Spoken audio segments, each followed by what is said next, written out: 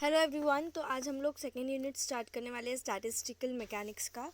तो इसमें हम लोग जो भी टॉपिक्स पढ़ने वाले हैं वो क्वेश्चन आंसर्स के टाइप में हम लोग डिस्कस करेंगे।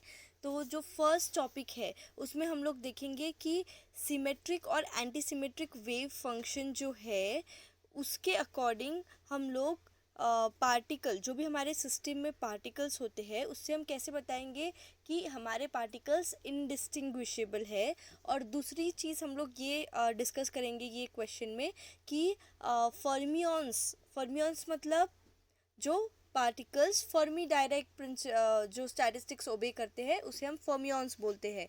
तो फर्मियंस पॉली एक्सक्लूसिव प्रिंसिपल ओबे करता है और बोसॉन्स क्यों नहीं करता है। बोसॉन्स मतलब ऐसे पार्टिकल्स जो कि बोस आइंस्टाइन स्टैटिस्टिक्स फॉलो करता है। ठीक है, तो ये स्टार्ट करने के पहले हम लोग पहले देख लेंगे ब्रीफ में कि सिमेट्रिक और एंटी सिमेट्रिक वेव फंक्शन क्या होता है, क्योंकि इसी के बेसिस पे हम लोग बोसॉन्स और fermions poly exclusive principle follow करते हैं या नहीं करते हैं ये हम लोग डिराइव करने वाले हैं। और उसी के बेसिस पे हम लोग ये बताएंगे कि हमारे पार्टिकल्स इनडिस्टिंग्विशेबल है या नहीं।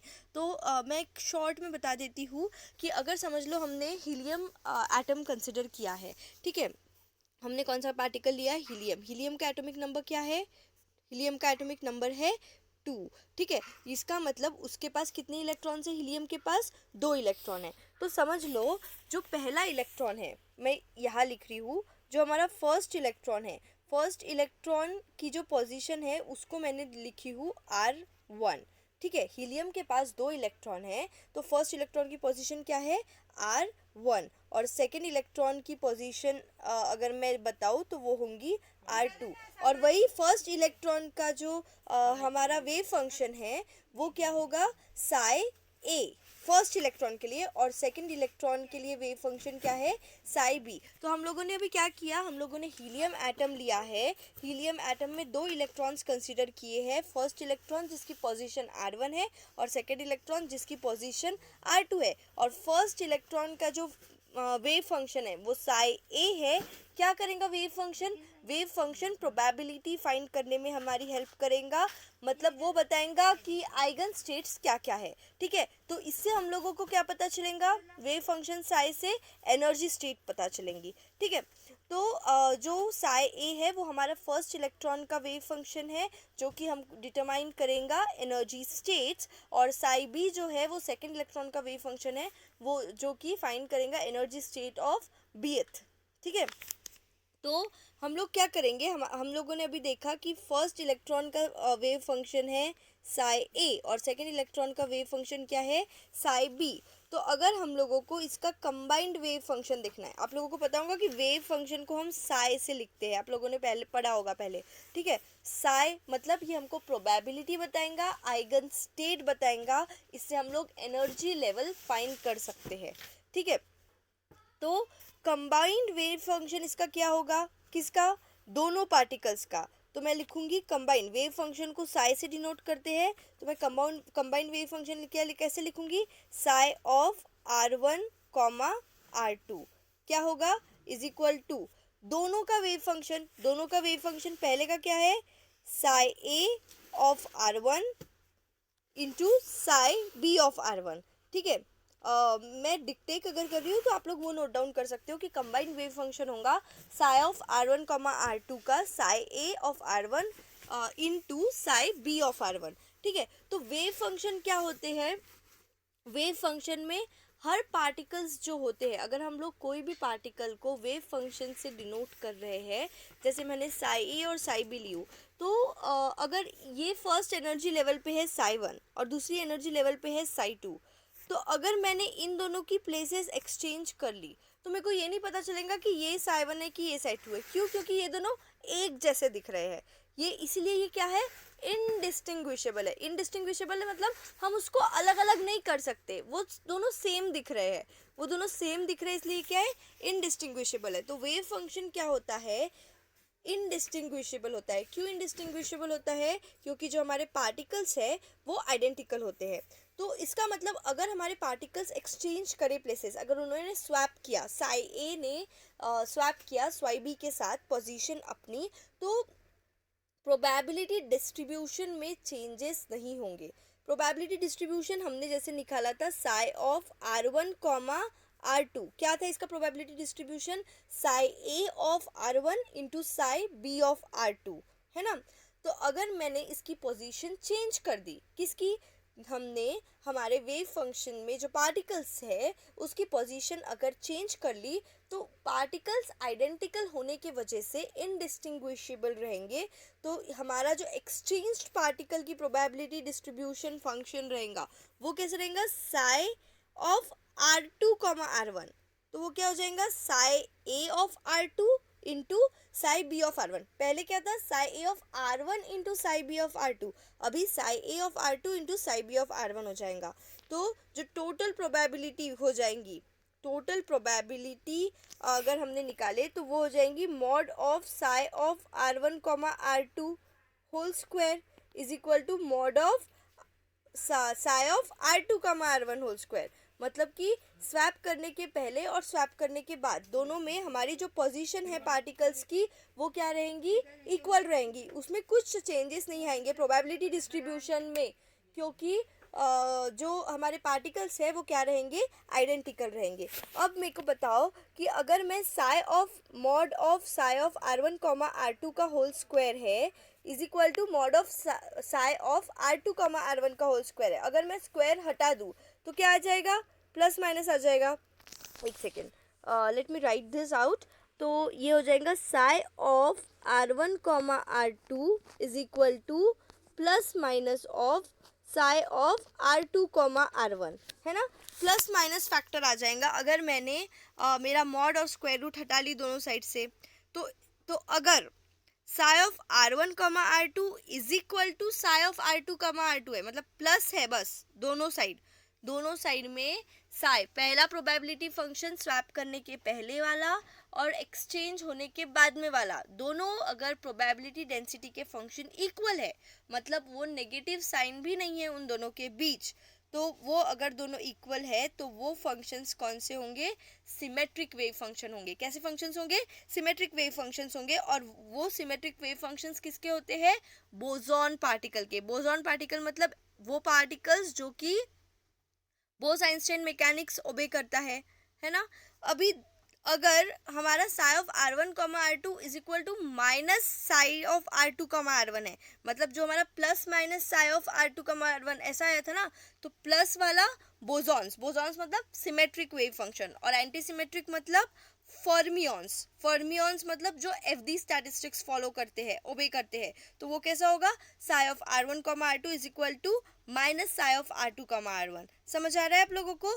Symmetric and antisymmetric wave function, symmetric में बोसॉन पार्टिकल्स फॉलो करते हैं और एंटी सिमेट्रिक में फर्मियंस फॉलो करते हैं। अब हम लोग कैसे बताएंगे? इसमें हम लोगों को क्वेश्चन क्या था कि वो ओबे करते हैं या नहीं। अभी मैं एकदम शॉर्ट में बता रही हूँ, आपको लिखा के भी दूंगी स्टेप बाय स्टेप, पर अभी मैं शॉर्ट में ये बता रही हूँ कि पूरे हम लोग इसमें करेंगे क्या। अब हमारा आया कि जो सिमिलर है, सिमेट्रिक वेव फंक्शन है वो बोसॉन पार्टिकल का है, और एंटी सिमेट्रिक मतलब फर्मियंस। तो हमारा जो वेव फंक्शन होता है वो अगर सिमिलर वेव फंक्शन है तो एग्जिस्ट करेगा बोसॉन का, और बोसॉन इसमें एक एनर्जी लेवल पे पार्टिकल्स होते हैं, पर आइडेंटिकल पार्टिकल्स स्टे करते हैं। पर अगर फर्मियंस है तो फर्मियंस एक जैसे दो पार्टिकल नहीं स्टे कर पाएंगे फर्मियंस में, ठीक है। जैसे तुम्हारी क्लास है, तुम्हारे क्लास में सब MSc फर्स्ट सेम के बच्चे हैं, है ना, तो तुम सब एक साथ बैठ सकते हो। अगर मैं बोलूँगी कि BSc के साथ अगर तुम लोग बैठो, BSc का एक बच्चा MSc में आके बैठ जाएगा, तो वो बैठ सकता है क्या? नहीं, तो वो फर्मियन हो गया, और ये क्या हो गया? बोसॉन्स हो गए। तुम लोग बोसॉन्स हो गए। बोसॉन्स मतलब आइडेंटिकल पार्टिकल्स, तुम सब MSc के बच्चे एक क्लास में बैठ सकते हो, आइडेंटिकल पार्टिकल्स यहाँ पे बैठ सकते हैं, और वहाँ पे आइडेंटिकल पार्टिकल्स नहीं बैठ सकते हैं, वो कैंसिल आउट हो जाएंगे प्लस माइनस में identical particles anti symmetric wave function में, और फिर वो पॉली एक्सक्लूसिव प्रिंसिपल फॉलो नहीं करेंगे, ठीक है। तो ये हम लोग इसका पूरा बेसिक है। अब हम लोग स्टेप बाय स्टेप देखते हैं। सो ये आप लोगों ने क्वेश्चन तो देख ही लिया होगा। तो हम लोग क्या कर रहे हैं, अभी हम लोग एक एनक्लोजर कंसिडर करेंगे, उसमें पार्टिकल ए है, ठीक है। So if the particle is in nth state it can be characterized by wave function psi of A which is determined by Schrodinger equation. Schrodinger equation क्या होता है, H psi of A is equal to E N of A into psi of A, H psi is equal to E psi, पर पढ़ा ही होगा आपने, H psi is equal to E psi. ये हमारा स्क्रॉडिंजर वेव फंक्शन है। तो energy क्या है, वो उसकी आइगन वैल्यू बताएगा। जैसे मैंने डिस्कस किया था, एनर्जी मतलब आइगन वैल्यू, इसके पहले अभी मैंने एक्सप्लेन किया था, तब डिस्कस किया था, ठीक है। तो अभी हम लोग क्या बोल रहे हैं कि अगर कोई पार्टिकल mth स्टेट में है तो उसका वेव फंक्शन क्या हो जाएगा, Sai M B of A. और ये वाला क्या है, साइन ए ऑफ ए, ये एक पार्टिकल का वेव फंक्शन है। और दूसरे पार्टिकल का वेव फंक्शन ही हो गया psi M B of psi M B, ठीक है। और उसकी एनर्जी कितनी होगी, ई एम ऑफ बी। अब अगर मैंने दोनों भी पार्टिकल्स जो है उसकी एनर्जी को और वेव फंक्शन को एक साथ कंसीडर किया, if both the particles are present simultaneously then the eigenfunction will be, eigenfunction उसका क्या हो जाएगा, psi B psi N of A into psi M of B, ठीक है। और उसकी एनर्जी को हम ऐड करेंगे। हम लोग उसके जो फंक्शंस है वो फंक्शंस को हम लोग कैसे करेंगे, प्रोडक्ट करेंगे, sine of A sine of B, और एनर्जी को क्या करेंगे, ऐड करेंगे, E N of A plus E N of B, ठीक है। तो जो हमारा वेव फंक्शन हो जाएगा, दोनों साइमल्टेनियसली अगर हमने दोनों भी पार्टिकल को कंसिडर किया, कौन से दो पार्टिकल, एक पार्टिकल जो mth स्टेट में और एक पार्टिकल जो nth स्टेट में है, तो दोनों पार्टिकल को कंबाइन करने के बाद हमारा वेव फंक्शन क्या आया, psi of B into psi of A, और इसका psi of B into plus E M of A. मतलब हमने उसको स्वैप भी कर दिया। यहाँ पे दोनों पार्टिकल की एनर्जी क्या थी, E N of A plus E M of B, और यहाँ पे हमने स्वैप कर लिया, एक्सचेंज कर लिया दो पार्टिकल्स को। देखो, let us now exchange two particles so that A is in M and B is in nth state. तो फिर अगर हमने एक्सचेंज किया दोनों पार्टिकल की स्टेट्स को, तो हमारे वेव फंक्शंस क्या हो गए, स्वैप हो गए। अब हम लोग उनको मतलब डिस्टिंग्विश नहीं कर पा रहे कि पहले कौन से फंक्शन थे, साइम ऑफ ए और साइम ऑफ बी में हम लोग डिफ्रेंशिएट नहीं कर पा रहे हैं, इसलिए ये पार्टिकल्स क्या है, हमारे इनडिस्टिंग्विशेबल है, ठीक है। सो हम लोगों को पहला क्वेश्चन क्या था, on the basis of symmetric and antisymmetric wave function for a system of indistinguishable particles, हम लोगों को पहले बताना था कि ये हमारे पार्टिकल्स इनडिस्टिंग्विशेबल है। अब हमको बताना है कि वो पॉली एक्सक्लूजन प्रिंसिपल ओबे कर रहे हैं, फर्मियंस क्यों नहीं कर रहे हैं और बोसॉन्स क्यों नहीं कर रहे हैं, ठीक है। इनडिस्टिंग्विशेबल तो प्रूव हो गया यहाँ पर। अब हम लोगों को ये तो पता चल गया कि हमारे जो पार्टिकल्स है वो इनडिस्टिंग्विशेबल है, मतलब पहले की एनर्जी जितनी थी उतनी बाद में होंगी आफ्टर स्वैपिंग, और पहले का जो वेव फंक्शन था वो इक्वल रहेगा बाद में के वेव फंक्शन से। सो हमने फिर इक्वेशन क्या लिखा, E N of A plus E M of B is equal to E N of B plus E M of A, और हमारा वेव फंक्शन क्या हो जाएगा, psi m of A into psi m of B is equal to psi of B into psi m of A. मतलब जो पहले energy थी वही रहेंगी और वेव फंक्शन भी डीजेनरेट रहेंगे। So both situations have same energy but different wave functions, so the system is degenerate, ठीक है। सो अभी हम लोग क्या करेंगे, एक लीनियर कॉम्बिनेशन लेंगे हमारे वेव फंक्शन का। तो लीनियर कॉम्बिनेशन के लिए हम लोग क्या कर रहे हैं कि psi of A into psi of B plus psi of B into psi of A, ये हमारा जो वेव फंक्शन है उसका हमने लीनियर कॉम्बिनेशन लिया। अगर हमने ए और बी को भी एक्सचेंज कर लिया, ठीक है, तो एक्सचेंज करने के बाद हमारा जो फंक्शन रहेगा वो कैसा हो जाएगा, चेंज हो जाएगा, है ना। ये वेव फंक्शन, तो ये जो है हमारा, ये है सिमेट्रिक वेव फंक्शन। क्या, psi of A plus psi of B is plus into psi of B into psi of A, और ये जो है जिसमें माइनस साइन आया वो है हमारा एंटीसिमेट्रिक। एंटीसिमेट्रिक फंक्शन में माइनस साइन आएगा और सिमेट्रिक में प्लस साइन आएगा, ये चीज़ आपको ध्यान रखनी है, ठीक है. So if A and B are interchange then the absolute value of the wave function remains unaffected but reverse its signs, hence it is called as antisymmetric wave function. ठीक है. तो अभी देखो ये जो इसके पहले ये इतना पार्ट जो लिखा है, ये एंटीसिमेट्रिक वेव फंक्शन और सिमेट्रिक वेव फंक्शन क्या होता है उसको डिटरमाइन बताया है, जो हमने पहले डिस्कस कर लिया था, इसलिए मैंने ये अभी रीड आउट नहीं किया. अभी हम लोग इक्वेशंस लिखेंगे कि सिमेट्रिक और एंटीसिमेट्रिक वेव फंक्शन में क्या होता है. तो सिमेट्रिक वेव फंक्शन का हमारा इक्वेशन क्या था, psi of A into psi of B plus psi of B into psi of A.